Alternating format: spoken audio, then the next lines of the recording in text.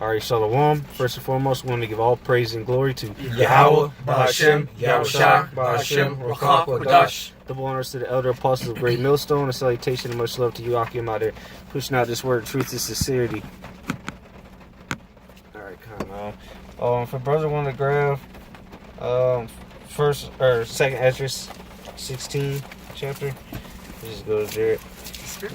Started probably like, let's see here.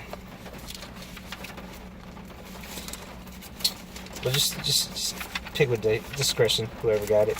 Alright. Whoever you want to start. Khan. Okay, Khan. Second Esdras, chapter 16, verse 3. It says, "A sword is sent upon you, and who may turn it back? A fire is sent among you, and who may quench it? Plagues are sent unto you, and what is he that may drive them away?" God, man. So all these plagues that the Lord got coming, man, there ain't no return address on them. All right, the missiles, the weapons of his indignation. All right, they got a one-way ticket. All right, they're gonna go where they were meant to hit. All right, where the GPS coordinates, wherever they locked in, that's where they're gonna go. They're not gonna miss their mark or nothing like that. All right, and that goes for all the other prophecies. You know, the famine. All right, all these diseases that is gonna be out here. Hey, the Lord said it's gonna be. So shall it be. All right, where you keep going? Con. Verse 6. "May any man drive away a hungry lion in the wood, or may anyone quench the fire in stubble when it hath begun to burn? Mm-hmm. May one turn again the arrow that is shot of a strong archer?" God, hey, that's talking about the missiles, man. Sure. That strong archer. Let me grab a preset real quick. Read that again. Or what you got something to say? No, the video stopped. Okay, I'll read it again. It says, Second Esdras chapter 16, verse 6 again. "May any man drive away a hungry lion in the wood, or may anyone quench the fire in stubble when it hath begun to burn? May one turn again the arrow that is shot of a strong archer?" Okay. Here's a quick precept. This is talking about those arrows right here. This is Joel chapter 2 verse 7. "They shall run like mighty men, they shall climb the wall like men of war, and they shall march every one on his ways, and they shall not break their ranks, neither shall one thrust another. They shall walk every one in his path, and when they fall upon the sword, they shall not be wounded." All right, so that's talking about those missiles, man. The ones that aren't going to be turned back, all right, from a mighty archer. Them archers being, all right, the silos, all right, the subs they're going to be shut out from. Yep. All right, but ultimately the mighty archer is the Lord, all right, because he's the one that's going to put his spirit on these missiles. All right, that's why the scriptures say that they're not going to break their ranks. All right, they're not going to crash into each other. All right, they're all going to, 100% of them are going to hit their mark. All right, keep going, brother. You got something? Go ahead. All right, let me know you got something. No, go ahead. This is Second Esdras chapter 16, verse 8. "The mighty Lord Yahweh sendeth the plagues, and who is he that can drive them away? Mm-hmm. A fire shall go forth from his wrath, and who is he that may quench it? He shall cast lightnings, and who shall not fear? He shall thunder, and who shall not be afraid? The Lord shall threaten, and who shall not utterly be beaten to power at his presence? The earth quaketh, and the foundations thereof. The sea arises up with waves from the deep, and the waves of it are troubled, and the fishes thereof also, before the Lord, and before the glory of his power. Mm-hmm. For strong is his right hand that bendeth the bow. Mm-hmm. His arrows that he shooteth are sharp, and shall not miss." So, and we just read in Joel talking about they wouldn't miss their marks, break their ranks, all right. Yep. And now you know it's talking about the same thing that Joel was talking about is the same thing Ezra is talking about right here. Go ahead. "For strong is his right hand that bendeth the bow, his arrows that he shooteth." Salakia. Good. "His arrows that he shooteth are sharp, and shall not miss when they begin to be shot into the ends of the world." So hey, they're not gonna miss when they get shot to the ends of the world, man. So the missiles from China, North Korea, and all its failed missile attempts, You know, hey, that was just practice, man. That's why they don't need to test them no more. That's why they told Trump, oh yeah, we'll blow up some test sites. Man, that's because they don't need them no more, man. All right, because they've already got the technology now. They've already did it once. All it did was take one time for them to test it and it'd be successful. Now they know what to do. Okay. So what? Even their missiles are gonna hit. All right, all the way from over there, their missiles gonna hit their target. All right, even though it's gonna be shot all the way to the ends of the earth, the scripture said that it's gonna be they're gonna hit their target, man. The Lord said that those missiles are gonna hit with precision, bro. And why is that? It's not because Esau's technology is so great. It's because the Lord said it. Laser precision. Matter of fact, there's places, the exact coordinates of where the missiles are gonna hit, man. And Esau don't even have them coordinates. Just Esau. The Lord's gonna use Esau to do this, though. Hey, because the Lord used them, all right, to destroy the earth, and now He's gonna use them to destroy themselves, man. That's how cool the Most High is, man. He's gonna use the weapons of mass destruction that they created to destroy themselves, man, and to end their kingdom. All right, because that's how they put the world in fear, man, using those atomic weapons, you know.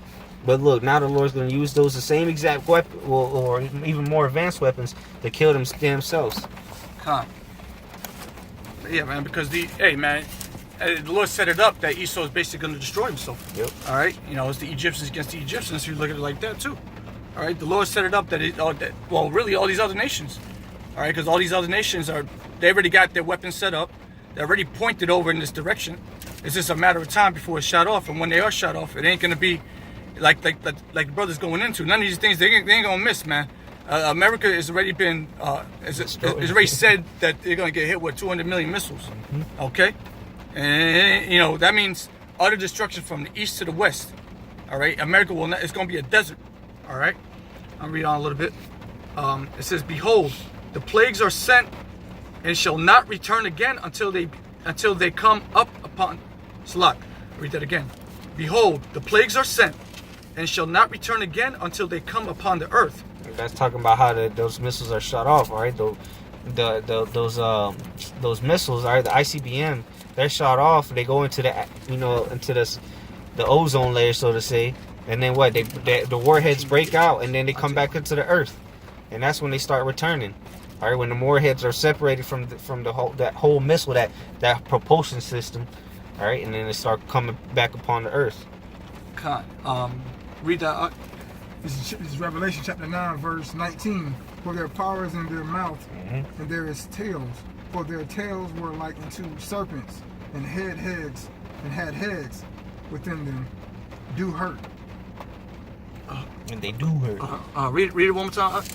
For their power is in their mouth, and their tails for their tails were like unto serpents. That's talking about the whole missile. Yeah. You know? It's talking about the whole structure of the missile itself. So it says, what? It says, for their power is in their mouth. All right. All right. Which really it starts. It starts at the warhead, Khan. All right. And then their tails, which is what? The propulsion. Yeah. Okay, because that's what's propelling the missile. When you look at the missile, if you don't know what the hell a missile is, you see that shit in the vision.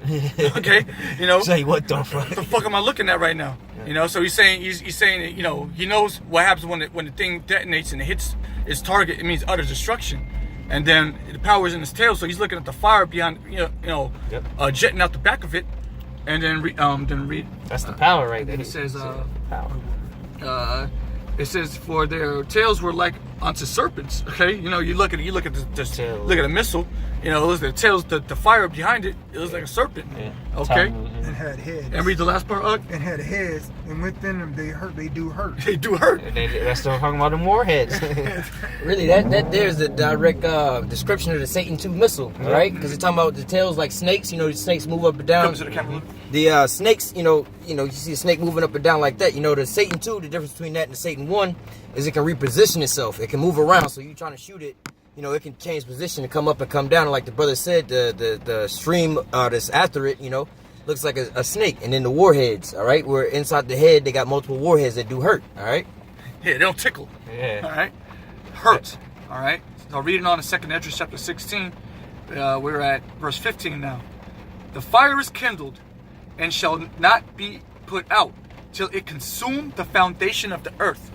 So Yeah. go ahead, go ahead. I was gonna say a quick precept. Go ahead, brother. Yeah, no, that was it. I'll read it again, and you Okay. get precept. 2 Ezra chapter 16, verse 16, or verse 15 rather. The fire is kindled, and shall not be put out till it consume the foundation of the earth.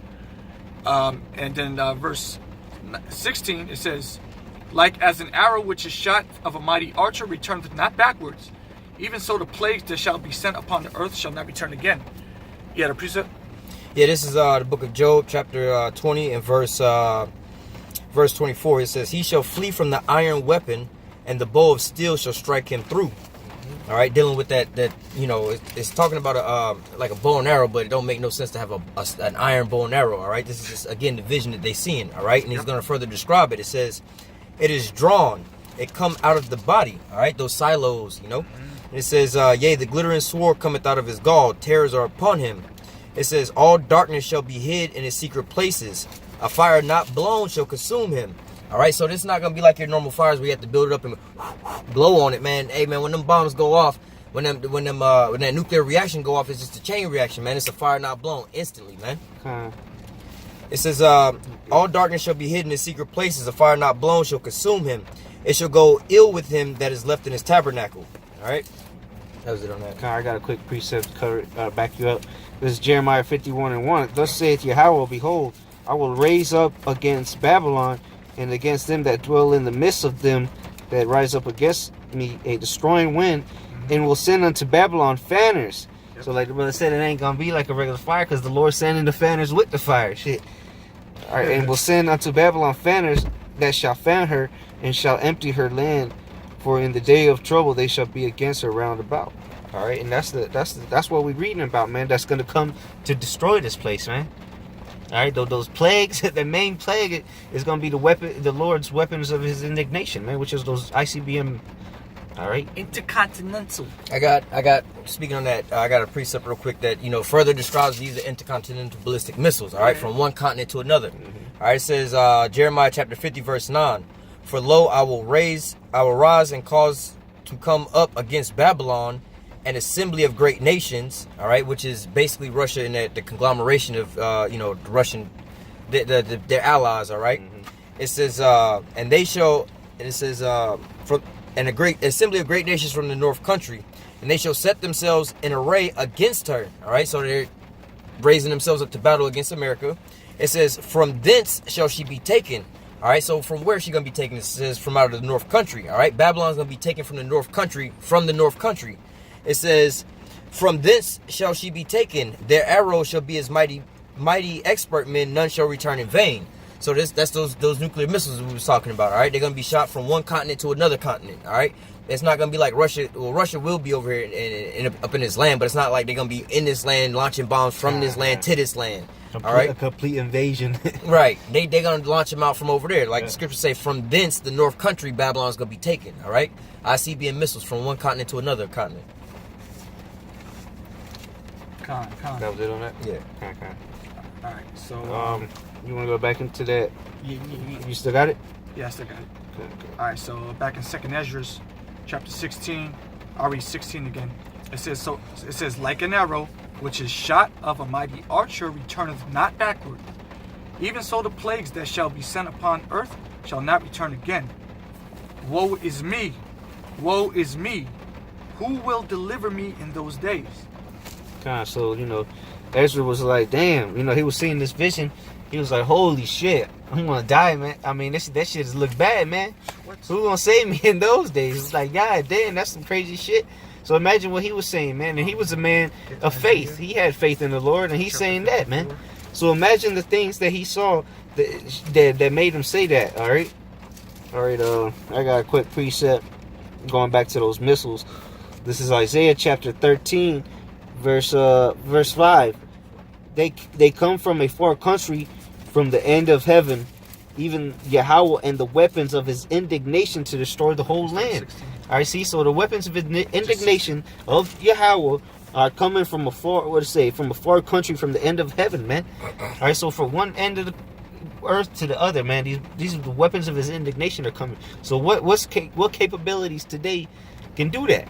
The ICBM missiles, man. The intercontinental ballistic missiles. All right, the Satan II. All right, the Cermats. All right, whatever. All them nukes that all these countries got prepared. That's what the scripture is talking about, and refer to it as the weapons of his indignation. All right, righteous anger. Yeah. I had a quick reset right for that right there. This is Jeremiah chapter 50 and verse 25. Yahweh has opened his armory and brought forth the weapons of his indignation.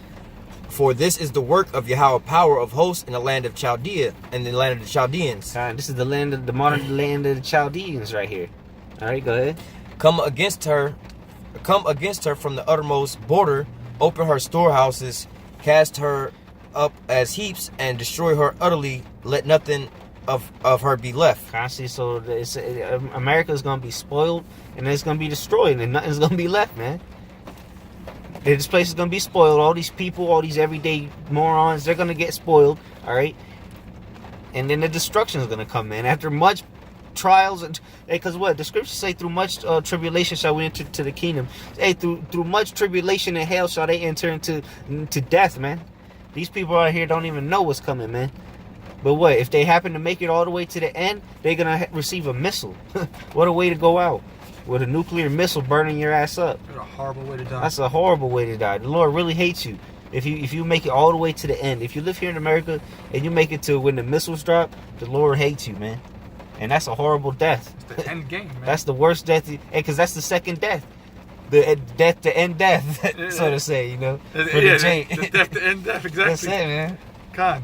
But that was it. That's all I got. You got anything else? Let me read this one out. And then, let me bring this out. No, you bring that out and I'll end with this. All right, this is Isaiah chapter 54, verse 16. Behold, I have created the smith that bloweth the coals and the fire. And that's talking about those scientists that created the ICBMs, man. That created that whole technology, starting back in the Manhattan. Yeah, the funded by the Oppenheimers, the Manhattan Project. All them fucking devils, which were all the wise men of Teeman. Yeah, wise men of Teeman. All fucking Nazi scientists and Germans, you know. Yep. Those are the wise men of Teeman, man. So that's talking about that's what the Lord's talking about, man. The smith, because what does a smith do? He he makes swords. All right, he does all the weapons and shit. So this is talking about those that created the weapons of his indignation, man. Read it again. Behold, I have created the smith that bloweth the coals and the fire, and that bringeth forth the instrument for his work.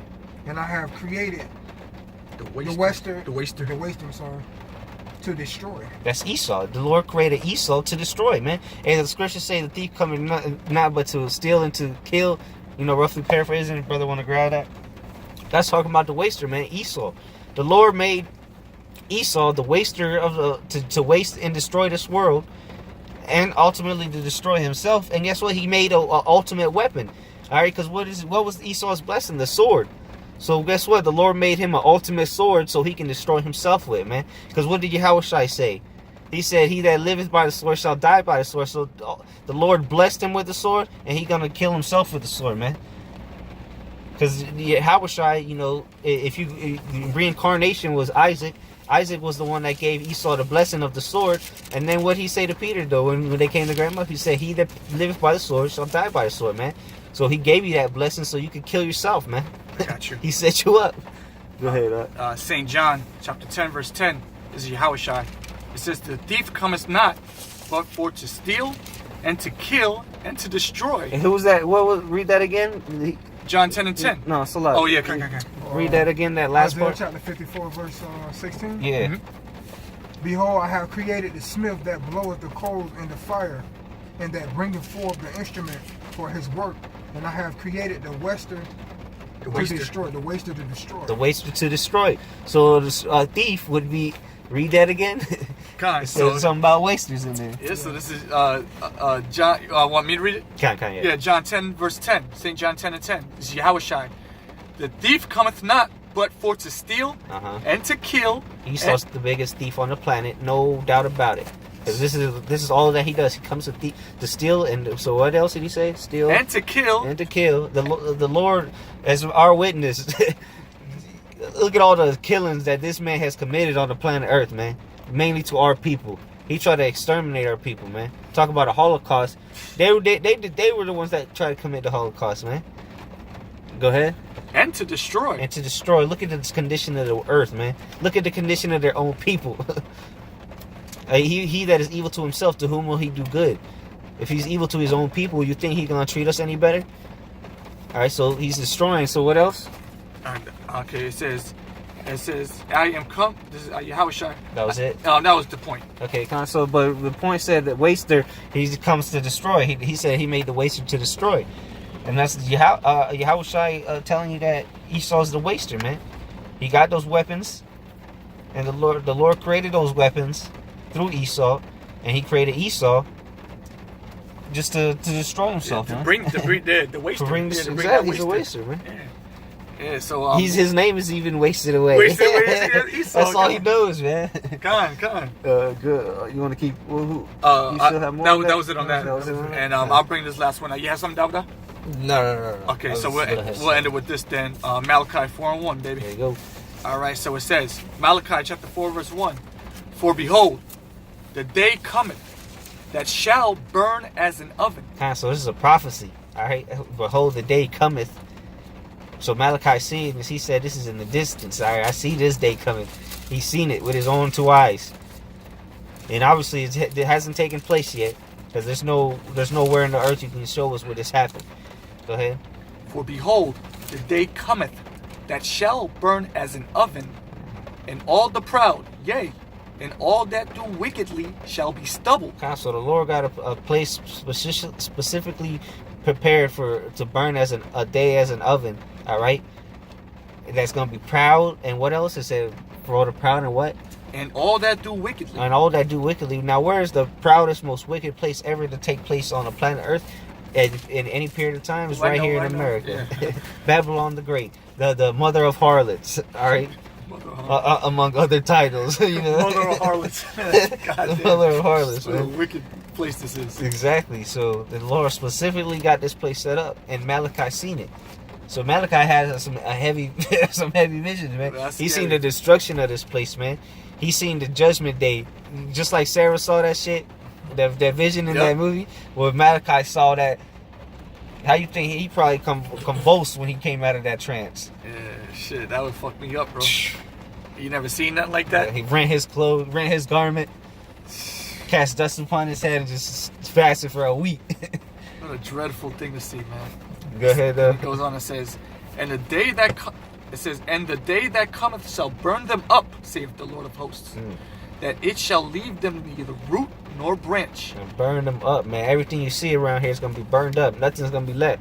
That's why this place is gonna be a desert, a wilderness, man. There ain't gonna be nothing here. It's gonna be on fire for a minute, shit. Go ahead. We can end it there. Okay. Yeah, we can end it there. All right, but with that, Adawan Razada is edifying. Abad Babal. Adawan Razada, we almost out of here, man. Brothers, keep the faith and stay strong. Shalom. Shalom.